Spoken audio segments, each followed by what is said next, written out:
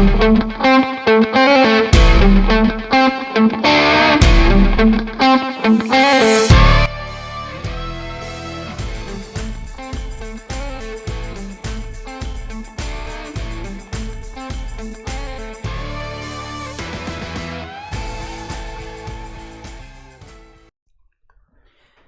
aí, pessoal, estamos começando mais um Steel Podcast.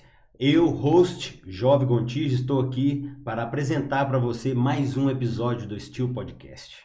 Bom, antes de mais nada, gostaria de pedir para você que está aí nos assistindo que ativasse as notificações, assinasse o nosso canal aí, ativasse as notificações aí no sininho e desse o seu like.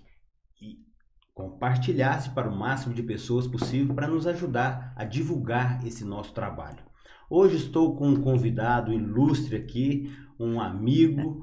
Quero falar, vou apresentar o currículo dele aqui, que é extenso, vou ter que ler, mas vou falar um pouco aqui do meu amigo Manuel Robério Ferreira Fernandes. Possui graduação em Engenharia de Minas pela Universidade Federal de Minas Gerais, graduação em Graduação de Professores da parte de Formação Especial pela Fundação de Educação para Trabalhos de Minas Gerais, do Centro de Educação e Tecnológico, mestrado em curso de pós-graduação em Engenharia Metalúrgica e de Minas, CEPEND, pela Universidade Federal de Minas Gerais, e doutorado em curso de pós-graduação em Engenharia Metalúrgica e de Minas, pelo CEPEND também, na Universidade Federal de Minas Gerais.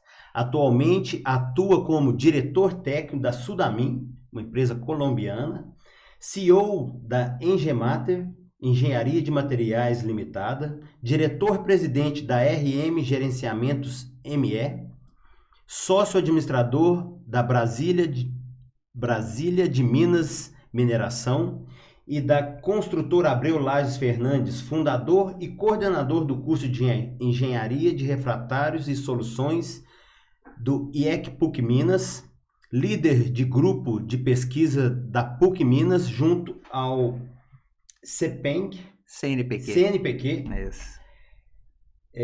Resíduos Sólidos e Industriais, né? Atuou até dezembro de 2022 como professora adjunto 2 do Departamento de Engenharia Metalúrgica da PUC Minas, licenciado às cadeiras de refratário, mineralogia e beneficiamento de minérios e laboratório de minérios, sendo membro do colegiado desse curso. Possui vasta experiência na área de engenharia de materiais e metalúrgica, com ênfase em materiais refratários e resíduos sólidos, atuando principalmente nos seguintes temas: argamassa refratária, concreto refratário, refratários em geral, minério de ferro e rejeitos de mineração e siderurgia. Manuel Robério, seja muito bem-vindo ao nosso Steel Podcast. Para nós é um prazer enorme receber você aqui.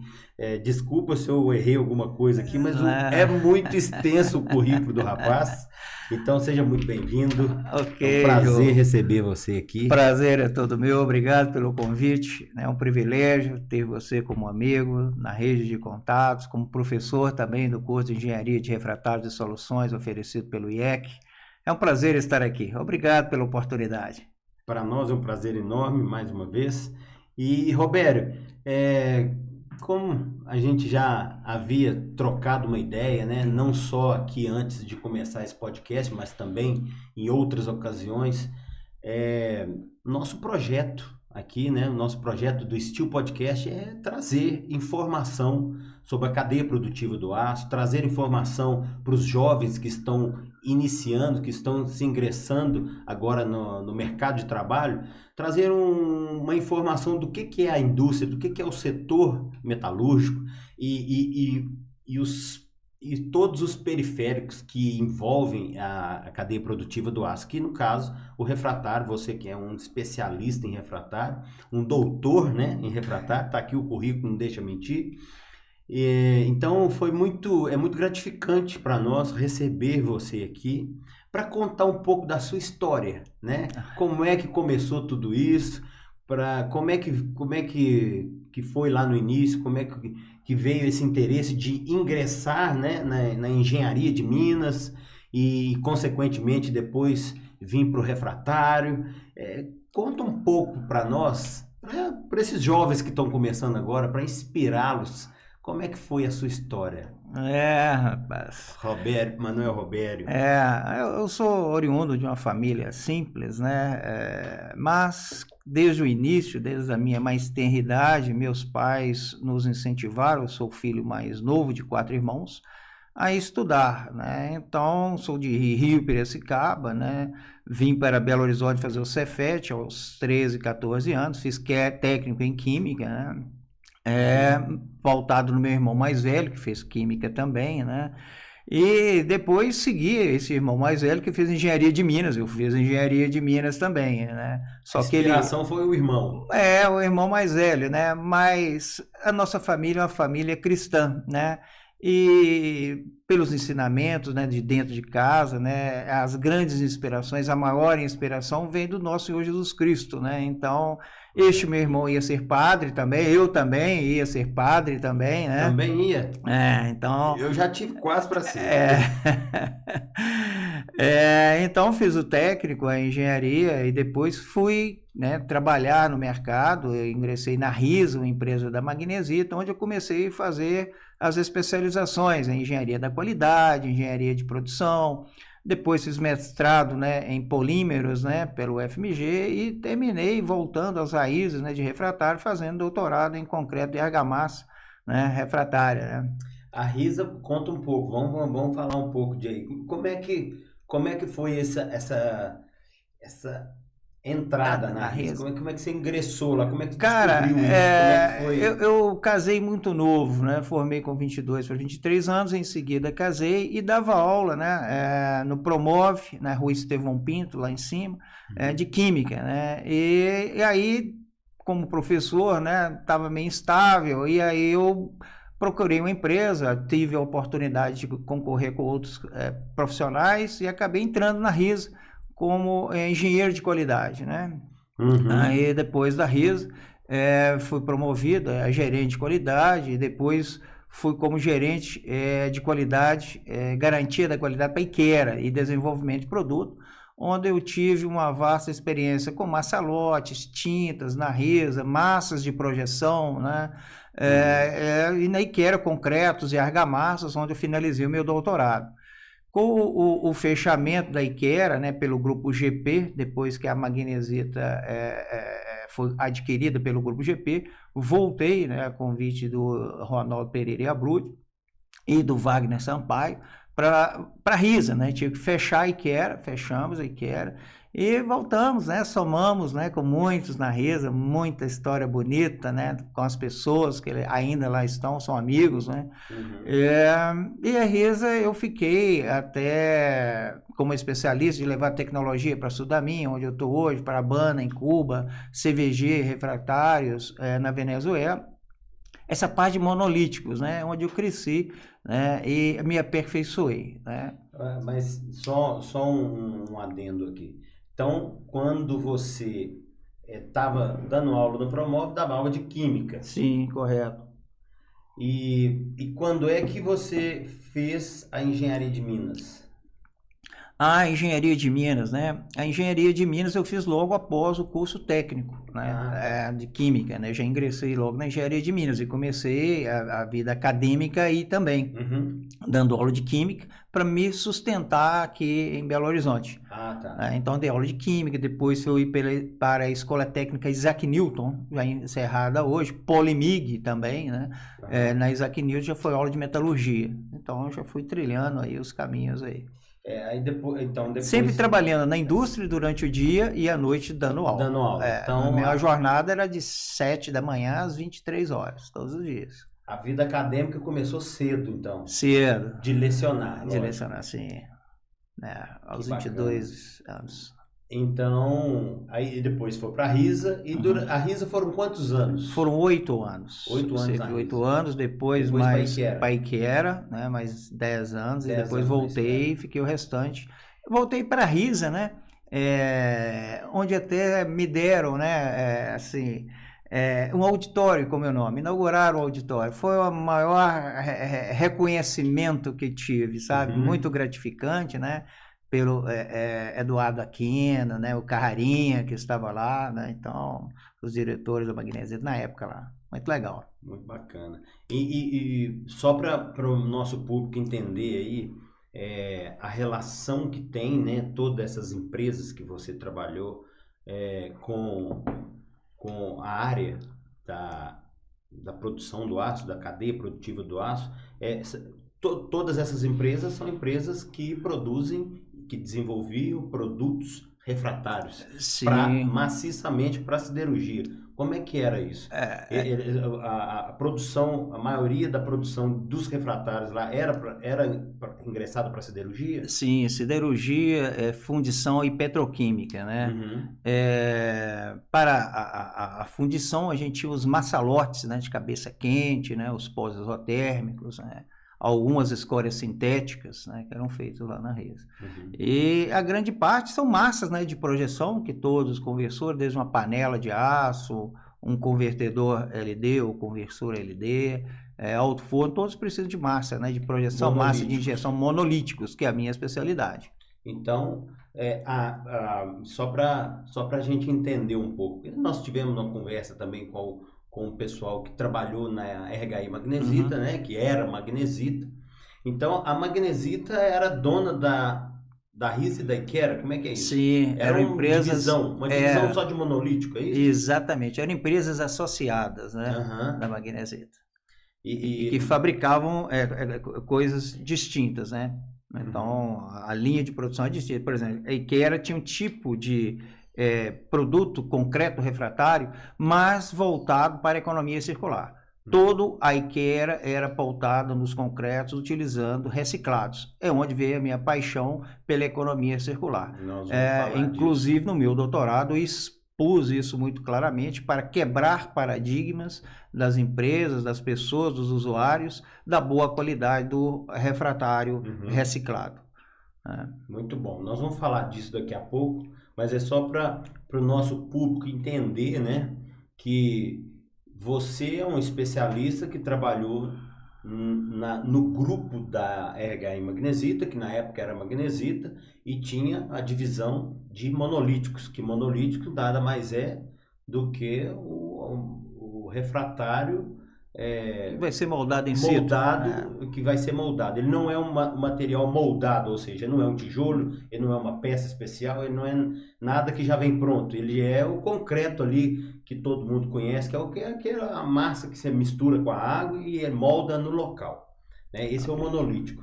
Então, só para o nosso público entender. E da parte monolítico, né, tanto a Resa quanto a Insider, que era uma empresa que ficava no Vale do Aço, que o GP comprou, lá a gente fazia a parte de pré-moldados, né? Tinha uma área específica de pré-moldados, assim como na Magnesita tinha a fábrica PE, Produtos Especiais Moldados, né? Pré-moldados. Aí tem que ter uma estufa para curar, um tratamento térmico, né? Entre essas peças, a gente tem os inibidores de turbulência, os retentores de escória, os diques, as barragens, as lanças, né, de oxigênio, lanças de argônio, ok? Os impellers, né? Ok. E você falou uma coisa importante aí, que eu acho que nós vamos entrar nisso agora, que é essa questão da economia circular. Muitas pessoas não entendem o que é isso. Às vezes alguns ouvintes aqui não sabem nem o que é isso. Você pode explicar para nós o que é a economia circular? Ok, essa economia circular, ela vem desde o projeto do produto. Quando a gente está desenhando, engenheirando o produto, você tem que pensar no ciclo de vida do produto, né? Então, até a sua utilização, o que vai fazer com o produto depois de utilizado. O impacto que ele vai gerar na natureza no meio depois ambiente. Que você descartá-lo. Corretamente, né? Muitas empresas têm as minas, né, de matérias-primas e querem vender essas matérias-primas e não dão tanta importância para o reciclado, assim como as minerações de ferro e todas as minerações. Mas no caso da metalurgia, hoje a economia circular, a gente trata da metalurgia urbana, né, que é separar tudo aquilo de metal, né, que gera para voltar para a economia circular, para você reaproveitar, para você reintroduzir como uma matéria-prima no seu processo produtivo e gerar produtos, né, de bens e valores aí. Né, então quer dizer que para os nossos ouvintes aí mais uma vez, para todo aquele lixo metálico, tudo que você vê descartado na natureza, que foi um dia um produto, ele vai ser recolhido e vai ser reciclado para ser reutilizado. E não só na parte metálica, né, que são os aços que são produzidos, mas principalmente os refratários. Porque os refratários, eles são usados, mas eles têm uma vida útil, né? Sim, os refratários têm uma vida útil. E os refratários existem, né, para garantir a transformação do minério dentro dos reatores, né, permitir essa transformação. A gama de refratários que existe é o maior complexo, né, para a gente desmistificar, né, é o maior incógnito, né, é a maior dor, é a maior dificuldade da gente que trabalha com reciclados. Porque tem muito reciclado, mas a primeira coisa começa na seleção desses reciclados, nas suas classes, porque os reciclados, a gente tem reciclados básicos, aluminosos, sílico-aluminosos, antiácidos, tem todas as classes. Dentro dos básicos, a gente tem os magnesianos, cromomagnesianos, magnésio e carbono, tem outra gama de classes. Algumas dessas classes podem coexistir, outras não. Outras podem gerar empecilhos para a utilização, como promoção de pontos eutéticos, diminuindo a refratariedade, formando fases, né, que são mais instáveis e vão degradar o refratário em uso. Bom, voltando aí na sua história, né, na sua trajetória profissional, então, dentro da Iquera, dentro da RISA, dentro da Incida, essas empresas que você trabalhou, né, que era do grupo da RH Magnesita, você trabalhou também nesse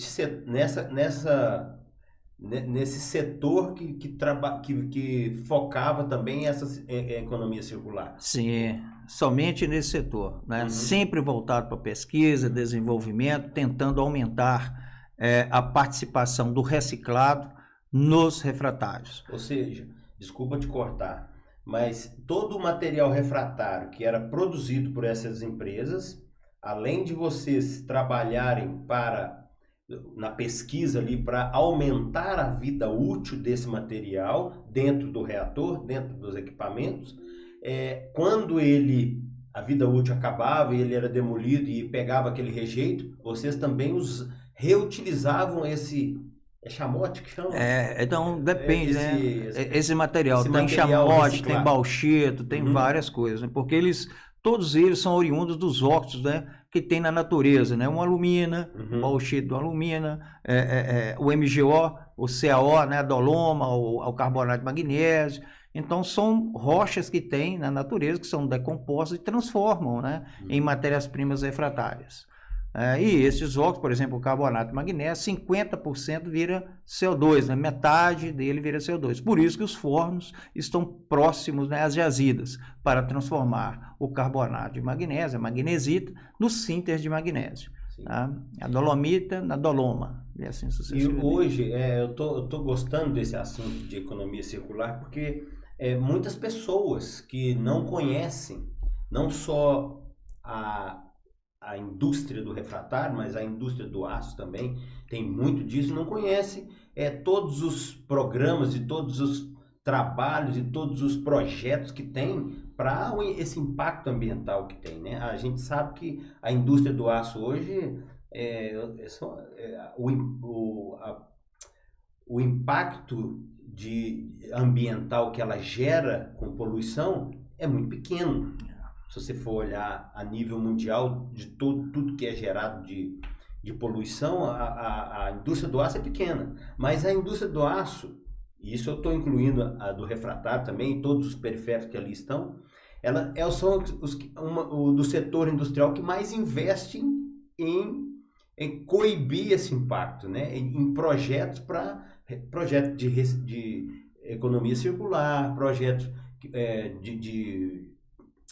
minimizar o impacto ambiental que tem na poluição, não é isso mesmo? Hoje eu ainda tenho a oportunidade de fomentar isso, né, no curso de Engenharia de Refratários e Soluções, com um módulo, né, específico de Engenharia da Cadeia de Valor de Refratários, onde neste módulo, né, todos os pós-graduandos são obrigados a entregar no final um projeto de reciclagem dentro da sua própria usina, olhando, né, com uma visão mais holística, né, de todo aquele resíduo que é gerado. Aí vai desde metal, né, todo tipo de refratário. O que não dá para fazer nada? Não, o que dá para fazer nada, dá para você fazer um corretivo de escória, dá para você fazer um briquete, né? Sim. Que é uma parte de aglomeração dos finos, para que esses finos possam voltar a ser utilizados, né, ao processo. Então, tenho fomentado, né, eu creio que aqui também é a oportunidade dos jovens, né, estarem abrindo, né, a cabeça para a importância do setor metalúrgico, siderúrgico, né, das indústrias de base para o crescimento do país como um todo, né? Eu estou lembrando, você está falando, eu estou lembrando de quando eu fiz a matéria com você, quando eu era seu aluno. Nós fizemos um trabalho de reciclagem de bloco de carbono, nós fizemos uma pesquisa no mercado. Desmistifica muita coisa, né? Não pode cortar refratário com água, né? Não pode. Então, assim, a gente aprende muito. Então, assim, é um tema que eu acho que é muito importante. Mas vamos seguir em frente nessa sua trajetória maravilhosa que eu vi aqui no seu currículo. Então, aqui fala que você é diretor técnico da Sudamin. A Sudamin é uma empresa de montagem, uma empresa de... Como é que é? Explica para nós o que é a Sudamin. A Sudamin é uma empresa que já tem um legado de mais de 50 anos, né? A Sudamin, ela tem origem colombiana, né? E lá a gente tem 2 plantas, uma em Sogamoso, outra em Cartagena, e fabricamos todo tipo de monolíticos e pré-moldados. E a parte de moldados, a Sudamin tem parceiros, né, que suportam, né, tijolos, então tem toda a linha, além da secagem, né, dos reatores. Então é a especialidade da Sudamin lá na Colômbia. Você faz toda eu falei montagem, mas não quis dizer montagem de refratário, é a montagem... a produção, mas faz montagem também, tem a parte de serviços também, né? Mas lá é a planta, né? De misturadores, ensacamento, né? Pré-moldados, ok? E os tijolos são importados, porque o mercado colombiano depende muito de importação. E a gente tem feito esse elo, né? Lá é a fabricação aqui. E aqui no Brasil, né? Nós estamos no Nordeste também, pertinho da ArcelorMittal, com a planta focada também em recuperação de resíduos industriais, tá? Da Arcelor, principalmente na parte de briquete, né? De formação de briquetes, condicionadores de escória. Também lá para o Nordeste nós vamos produzir massas também, argamassas, ok? Concretos. E essa unidade aqui no Brasil fica... no Nordeste, em Fortaleza. P100, no P100. 6 quilômetros da usina da Arcelor, lá no P100. Como é que chama lá? Santo Antônio do Amarante. Cumbuco, exatamente. Que bacana. E essa unidade da Sudamin, aqui no Brasil, você é o diretor? Também. Aqui no Brasil, Colômbia, diretor técnico. Estou com diretor técnico, né? Foi convidado, depois que a Magnesita rescindiu o contrato, né? Foi convidado a fazer parte, né, da diretoria da Sudamin. Ok? Certo. Aqui somos eu, o Álvaro e o Wellington, né? Conhecido como Robinho. Aqui retoma as decisões, aí seguimos em frente. E também tem a Engemater. Tem a Engemater, né? Como é que é isso? Explica para nós um pouco o que a Engemater faz, onde que ela fica. Vamos mostrar aqui também. Da minha nós mostramos aí. Vamos mostrar também um pouco da Engemater. O que consiste essa empresa? A Engemater foi uma empresa fundada, né, por ex-funcionários, né, da antiga Magnesita, que com a fusão foram mandados embora, né, e fechou uma linha importante, né, uma linha de grout. Né? Então, essa linha de grout e microconcretos, liderado pelo engenheiro Luiz Fernando, que absorveu a tecnologia aí da Five Star dos Estados Unidos, na época da IKEA ainda, junto com o João Paulo, o Joubert, né, e outros formaram, o Divinair, que já é falecido, formaram a Engemater, né? E lá fabrica toda a parte, né, de concretos, argamassas, massas de projeção.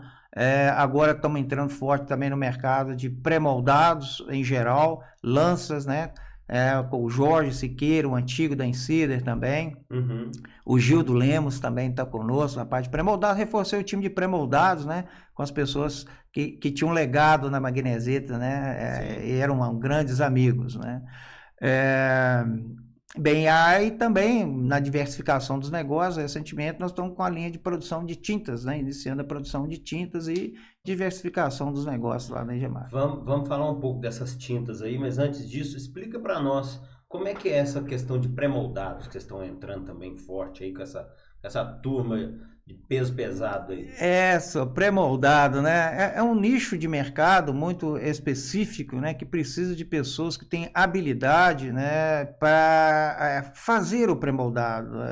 Pré-moldado é uma arte, né? A parte não só do monolítico que vem primeiro, do desenho granulométrico do refratário, mas também a parte de tecnologia de vibração, secagem e cura, né? Então, essas pessoas têm um legado, né? Todos são né? Sexagenários. Então contribuindo. Mas esse pré-moldado seria eu queria que você explicasse para o pessoal entender. Tá. Seria peças especiais. Sim, por exemplo, um inibidor de turbulência que você coloca dentro de um distribuidor de aço, né, para diminuir a turbulência, né, do aço. Aquela peça que parece um caixotezinho. Um caixote. Aquilo tem um retentor de escória que você joga, né, tem uma densidade intermediária entre o aço e a escória, que tem a finalidade de reter a escória, não deixar a escória passar do convertedor para a panela, né? Então, é algo que você diminui o vórtex, né? Que é formado para o arrasto da escória, e você consegue aproveitar a parte metálica daquele reator. Ok? Bacana. E como é que é essa novidade aí de tintas? Como assim? No ramo de tintas tem a ver com refratário? Não, tem outra linha que a Engemate fabrica, que é a linha de groutes, né? Groutes e microconcretos estruturais para construção civil e microconcretos que podem suportar irradiação térmica até 1.400 graus, né? 1.400 graus. Essa linha de fireproof. A linha de fireproof vem a calhar também nesse segmento, né? Mas é um nicho muito específico do fireproof da construção civil. E essa outra linha vale mais para a parte industrial das siderurgias, da petroquímica, de todo o setor onde você tem irradiação térmica. Uma coluna que está estourando porque foi feito com concreto de construção civil e ele não suporta aquele carro torpedo passando, aquele carro panela passando, e o vergalhão fica todo exposto. O piso todo danificado, então não suporta. Então a gente tem concretos que suportam radiação térmica. Normalmente eles compram de 500, de 1.000, né, e de 1.400. E o valor vai aumentando em função dessa propriedade refratária de cada concreto de construção civil. E é muito legal que isso veio com o Luiz Fernando, né, que a gente fazendo com o João Paulo brincadeiras, né, de misturas de cimento com aditivos da linha de construção civil que nos permitiram evoluir nesse setor, nesse segmento. Mas e a tinta? A tinta. A tinta veio porque tem o grout epoxídico, que é a linha de epóxi. E o epóxi é um mundo, cara, muito interessante. Aí a gente vendo, né? Não, tinta epóxi, por que nós não vamos fazer? Aí compramos os reatores, né? E miramos em São Paulo, né? Alguns parceiros, né? Para a gente estar desenvolvendo as tintas de linha industrial, ok? Essas tintas não são... Automotivas não, a linha intumescente não? Não, a linha intumescente ainda não. A gente, para essa linha, a gente tem a argamassa, né, que é o fireproof. Sim. Isso tudo é Engemate? Isso tudo é Engemate. Sudamin não tem nada a ver com isso? Não. Sudamin é Colômbia, é refratária. Engemate tem a parte refratária. A Engemate funcionou como um braço da Sudamin aqui no Brasil por um bom tempo, né? Porque não tem fábrica aqui no Brasil. Então, a Engemate suporta a Sudamin em suas massas, não só a Sudamin, como outros players, por exemplo, Shinagawa, Intokashi e outros, né? Sim. Carbox, Então aí falou o diretor técnico da Sudamin, né, e o CEO da Engemate.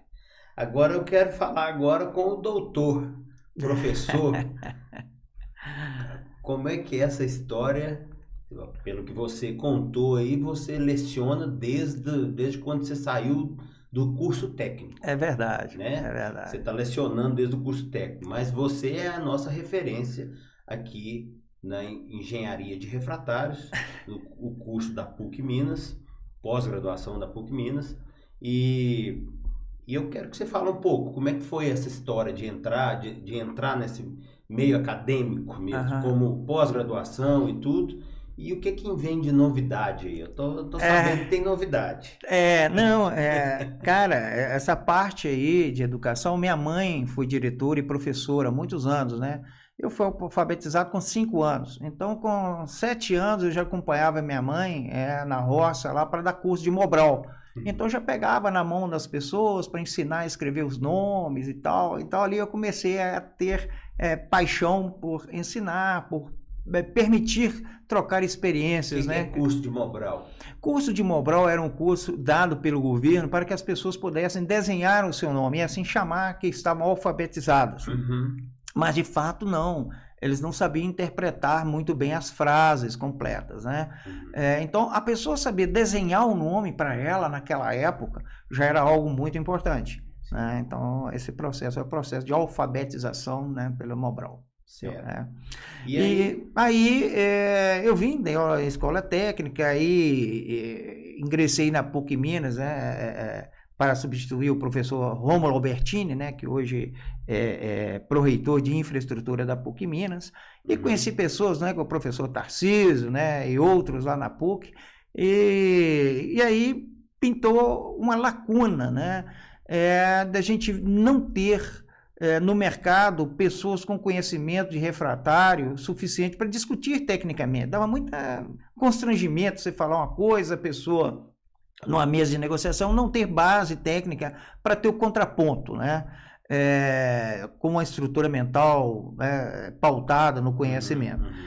Então, junto com o Alamar Casão, o José Vale, eu comecei a desenhar esse curso. Passava para eles lá na Magnesita, né? Como que seria isso, para eles me ajudarem. E desenhei o curso, estruturei, né?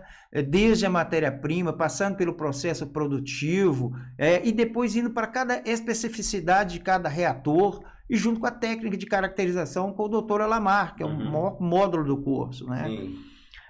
E este curso, ele não vingou, sabe? Nas primeiras...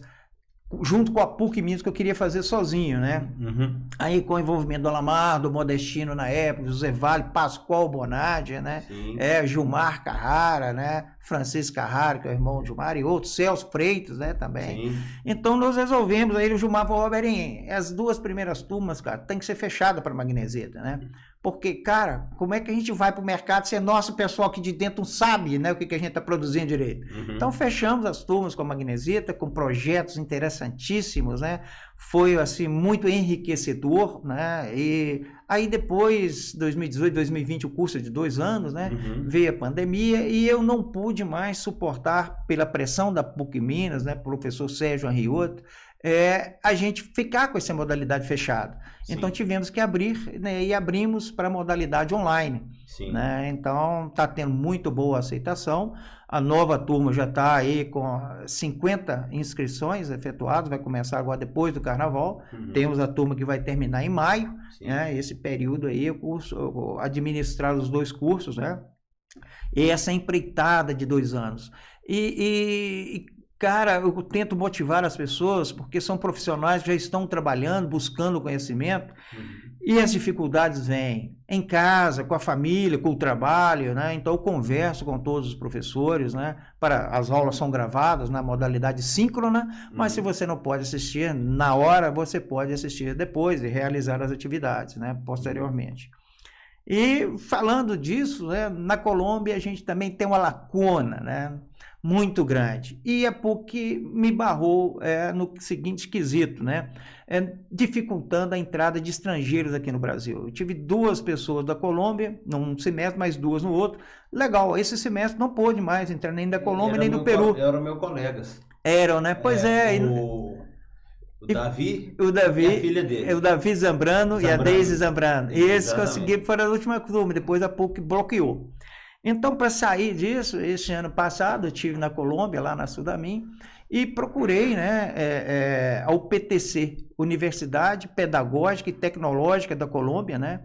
Fica um departamento do Itama, né? E a planta da Sudamin fica em Sogamoso, como 130 quilômetros, né, da universidade. E apresentei o projeto, né, de refratários com 450 horas, aí o time da reitoria com os outros professores, não, Roberto, nós vamos ter que adequar para 380, que é a modalidade aqui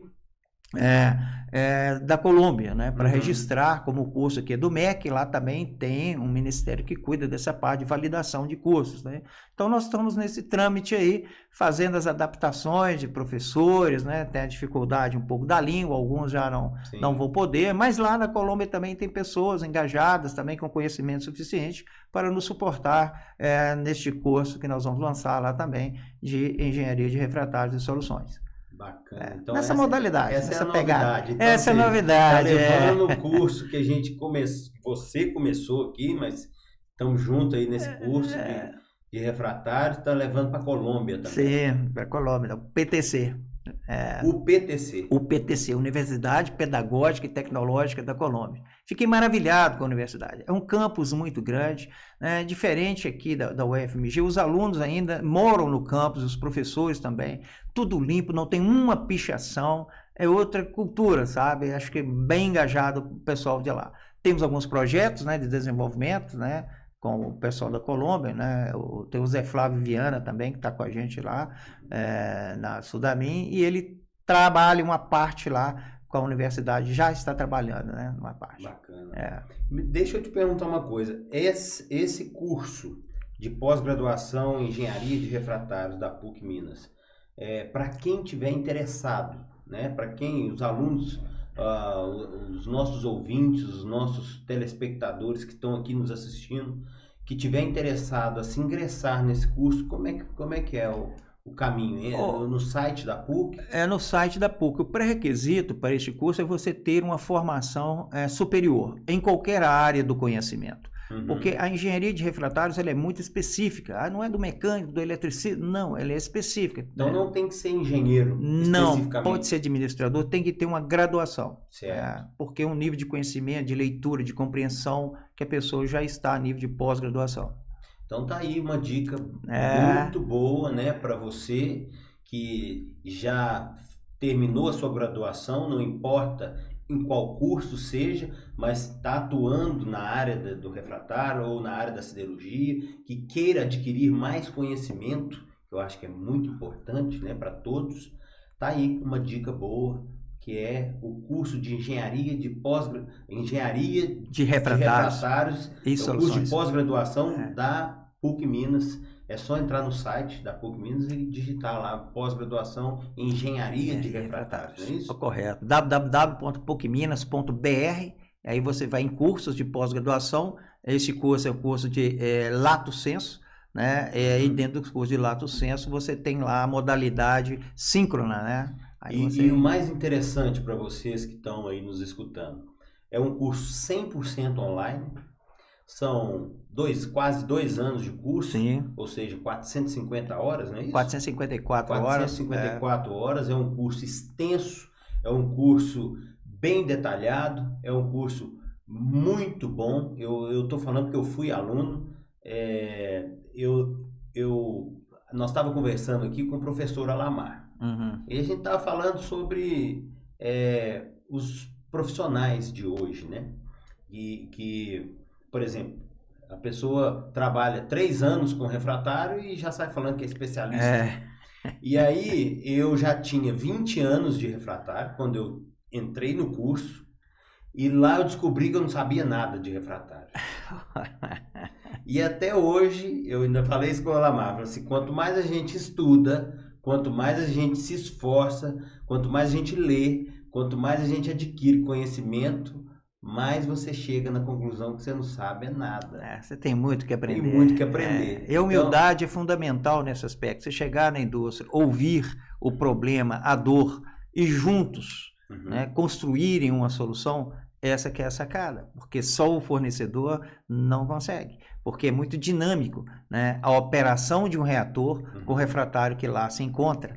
Né? Então, cada caso é um caso. Cada caso é um caso. É lógico, tem variáveis que são constantes, né, no refratário. É o ataque da escória, né, é um refratário básico, ácido, enfim, mas sempre tem uma novidade acontecendo, sempre tem uma ocorrência que não era assim, vamos dizer, não era corriqueiro. Não, isso aqui aconteceu, o que é isso? Não, o João, é tão complexo que você tem uma usina, por exemplo, com 2 aciarias. Uma aciaria tem um comportamento, a outra tem outro comportamento. Um material que serve para uma aciaria não significa que ele vai servir para outra. Por isso que a Engemata vem sempre trabalhando, né, com essa parte de customização. É onde eu falo, tanto na Engemata quanto na Sudamin lá na Colômbia, né, a gente precisa de customizar, é entender, né, qual é a solicitação termomecânica do seu reator, química, para juntos a gente desenhar e testar. Não acerta de primeiro, não é fácil, né? Então esse que é a arte, esse que é o segredo, né? É o que eu falei, as variáveis são enormes, né? A qualidade do Gusa, a qualidade das ligas, a qualidade da escória, né? Tudo isso interfere. A qualidade até da produção do Gusa, né? O minério, os fundentes. Começa lá atrás. A qualidade do coque. Tudo isso influi. E às vezes a produção está indo bem. Está indo tudo alinhadinho, bonitinho. Daqui a pouco compra um determinado insumo, determinado material. Um determinado material, ou eu ia falar da própria minério. Mas vamos falar do carvão. Do carvão para gerar o coque. É um carvão diferente.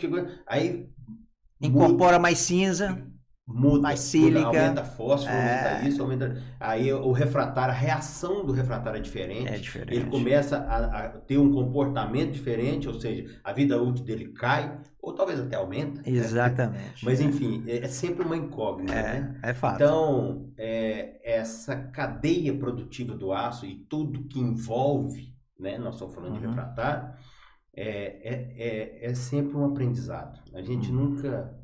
Eu estou aqui conversando com o doutor, e o próprio doutor está falando que tem muito que aprender. Tem muito que aprender, né? Verdade. Então é isso mesmo. Ô, Roberto, muito bom esse assunto. Agora, você falou uma coisa aí da Engemata e da Sudamin. Vocês também atuam, você falou que sim, tá? Já respondeu essa pergunta. Vocês atuam muito nessa área da economia circular, certo? Sim. Você falou que dentro dessa área da economia circular, vocês têm uma metalurgia urbana. Explica pra gente o que seria metalurgia urbana, pra gente entender, os nossos ouvintes, telespectadores, entender o que seria isso. Ok, a parte de reciclagem, tanto da Sudamin como da Engemata, a Sudamin tem uma planta que fica no Nordeste, que faz toda essa parte de triagem, seleção. E a Engemata tem uma planta aqui em Óleos d'Água, né, que é a antiga vermiculita, onde a gente tem o minério de vermiculita, e a gente faz esse processo na parte de reciclados.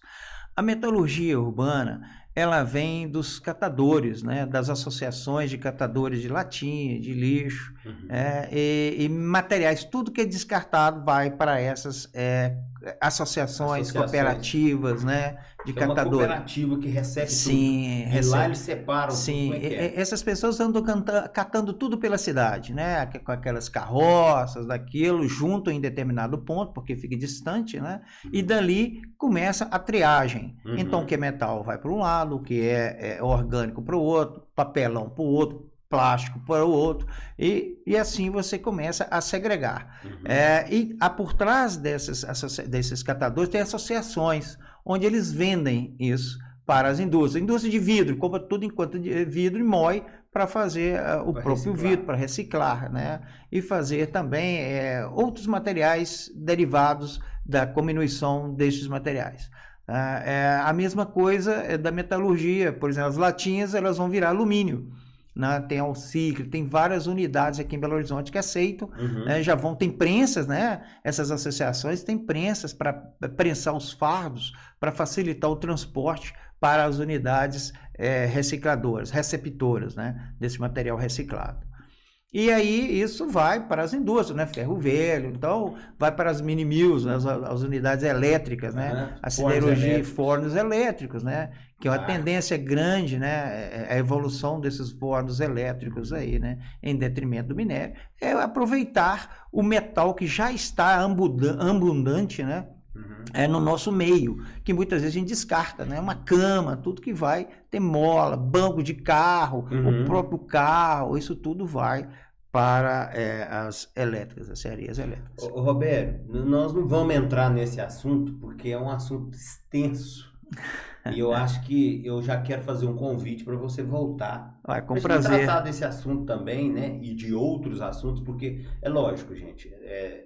A gente não consegue contar uma história de uma vida em uma hora. E nem discutir assuntos complexos igual o refratário, dentro de uma cadeia produtiva do aço que tem vários reatores, vários setores onde uso vários tipos diferentes de refratário, né? Nós não vamos conseguir. Mas dentro dessa economia circular, essa questão aí que está muito na moda, está muito em evidência, não vou dizer moda porque a palavra não é essa, mas está muito em evidência e muito forte para não só contemporâneo, atual, mas para o futuro, que é essa questão de aço verde, pegada de carbono. Pegada de carbono, né? O uso de hidrogênio e tudo.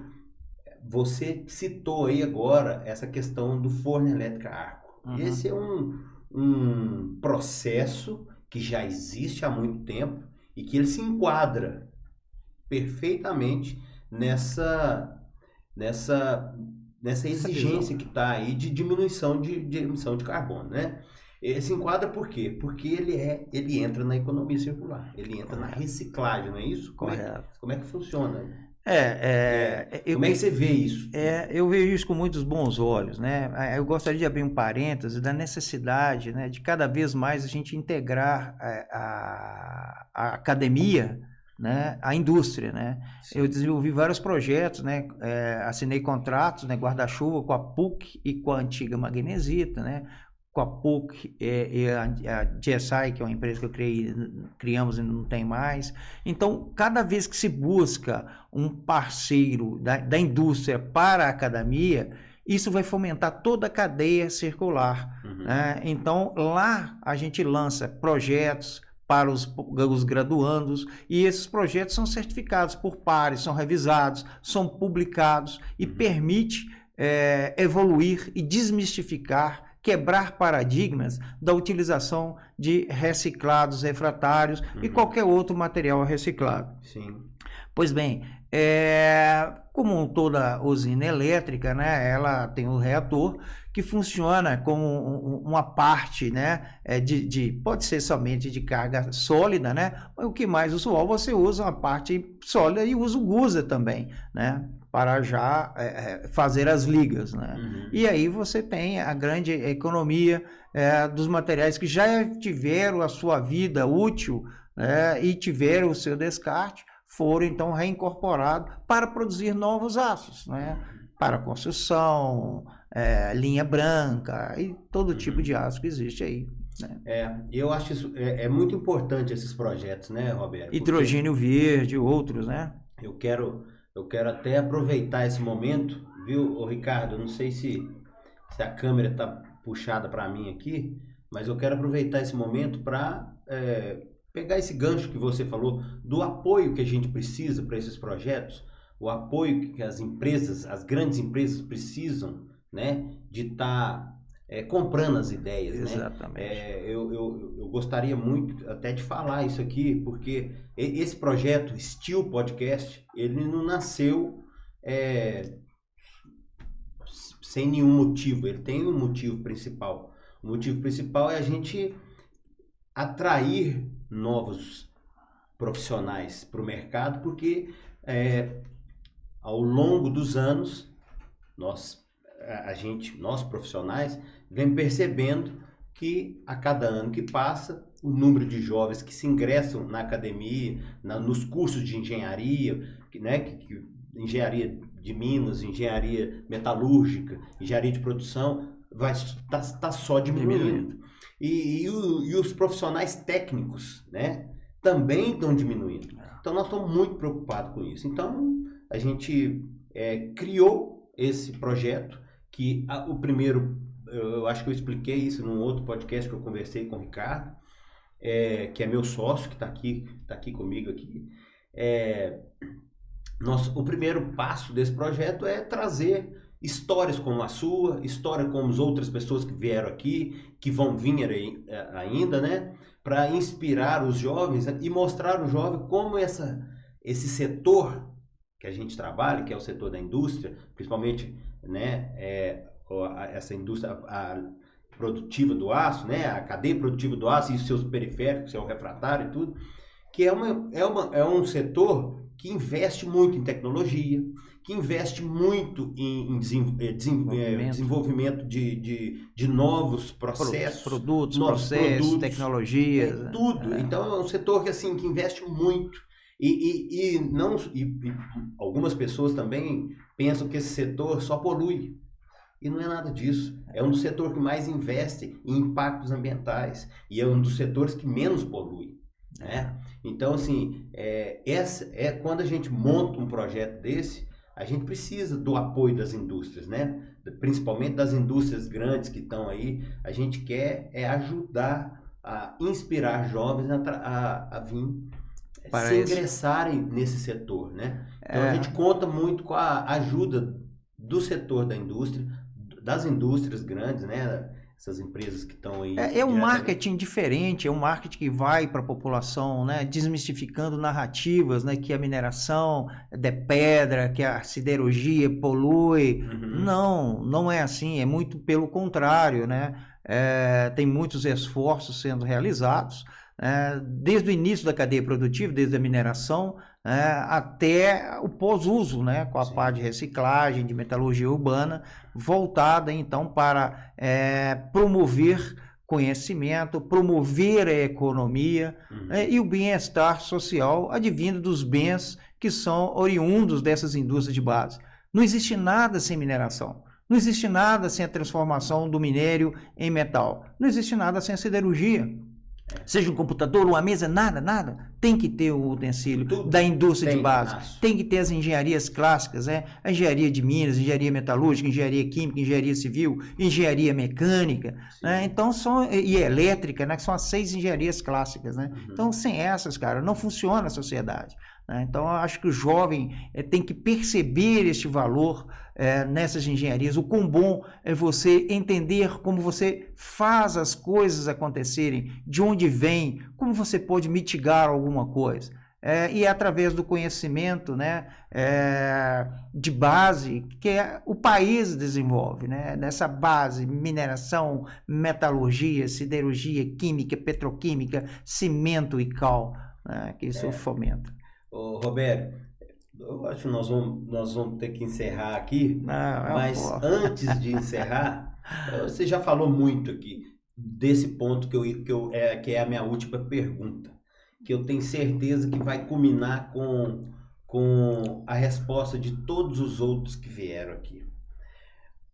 Você já começou a falar um pouco, mas eu quero que você enfatize melhor e fale assim diretamente para os nossos telespectadores, para os nossos ouvintes, os jovens principalmente. Qual que é a dica que você daria?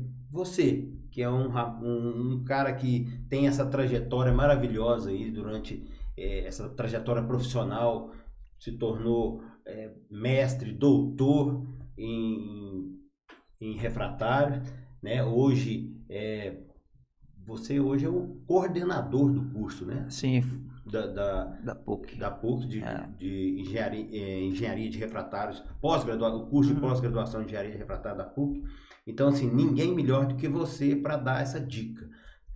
Qual a dica que você daria para o jovem hoje que está em dúvida aí para se ingressar no mercado de trabalho ou na área acadêmica? Olha, a dica que eu dou sempre trabalhe, sempre engaje nos seus objetivos, né? Tenha foco. Muitas vezes os jovens se perdem na poluição de informações que vem de um celular, de um TikTok, fuxicando a vida do outro, querendo seguir, ser seguido. Isso não é o foco, né? Para você desenvolver plenamente como pessoa, né? Você precisa desse aspecto profissional, onde uma área do conhecimento, seja ela qual for, que você se identifique, tenha paixão por aquilo que você faz e procure conhecimento naquilo que você escolheu para gostar. Você não tem que fazer aquilo que gosta, mas tem que gostar daquilo que faz. Essa que é a grande sacada, né? Para você ser feliz, prosperar, né? E ter foco. Né? Foco, estudar, procurar em livros, boas referências, não se iludir por narrativas, sempre ter um contraponto, se permitir ouvir a verdade de um outro prisma, né, para que você se torne uma pessoa coerente, uma pessoa respeitada no meio onde vive. Okay? Isso aí. Eu vou pegar um gancho aí, que você falou de ler muito, bons livros. Tem um livro aqui muito bacana, né? E você é um dos autores. Sim, eu tive o privilégio de colaborar com o Dr. Alamar, né? E outros 3 autores aí. Nós falamos muito sobre esses livros na conversa que eu tive com o Alamar. Eu parabenizo o Dr. Alamar pelo engajamento, né? O pessoal da ABM, o pessoal da ABM suportou, que né? Comprou a ideia. Mas manter olha, eu tenho dificuldade para manter essa gama de professores depois do IEC. Imagina o Dr. Alamar com a gama de autores, né? Que compõe essa belíssima obra aí de refratários para a área de redução e siderurgia. Eu fiz uma propaganda, eu posso dizer assim, com o professor Alamar, porque ele realmente foi um divisor de águas, né, nesse projeto, porque ele coordenou 48 autores, coordenou a produção de 3 livros, né, 3 edições, edição 1, 2 e 3, volume 1, 2 e 3, não é fácil, não. E eu nunca vi, nem em inglês e nem em português, lógico, eu nunca vi um livro tão completo para falar do uso do refratário na cadeia produtiva do aço. Eu nunca vi nada tão completo assim, porque juntaram 48 especialistas, 48 professores, né, para cada um falando da sua especialidade, mas um livro assim muito detalhado, muito rico em informações. E a ABM, assim, tá de parabéns. A ABM fez um trabalho, comprou a ideia, foi muito bacana. Eu recomendo para todos. O nosso amigo, professor Robério, é um dos autores. Sim, então, volume 2, na parte de monolíticos, aí, com a Alamar, leite concretos, né? Tive o prazer de participar, de colaborar, de deixar um pouco do legado, né, que aprendi com muitos outros talentos que encontrei, né, na minha vida profissional. E tá aí, né? Sentei e coloquei. Tá aí. Parabéns para você pela sua trajetória de vida. Parabéns pela história que você contou aqui, pelo seu doutorado, pelo seu carisma com todos os alunos e com todos os colegas de trabalho lá na PUC. E parabéns pelo livro, que você é muito responsável por ele aqui também. Foi um prazer enorme conversar com você, Robério. Agradeço muito a sua vinda aqui e quero deixar mais uma vez aqui o convite para você voltar para a gente conversar sobre outros assuntos, porque 1 hora só não dá para a gente bater o papo que a gente precisa, né? Cara, passou o tom de pressa, foi um privilégio, um prazer. Eu que agradeço estar aqui e poder contar um pouco da trajetória das empresas e da minha vida, compartilhar com vocês aí. Muito obrigado, Jove. Felicidades aí com o podcast. Obrigado. Então é isso aí, pessoal. Vamos encerrar aqui, mas antes de mais nada, não se esqueça, se inscreva no nosso canal, ative as notificações, dê o seu like e compartilhe para o máximo de pessoas possível. Uma história igual essa não pode ficar só com você. Divulgue, mostre para os outros colegas, as outras pessoas, este bate-papo que tivemos aqui com essa pessoa ilustre, professor, meu amigo, Manuel Robério. Ok, obrigado. Um abraço, até o próximo Steel Podcast.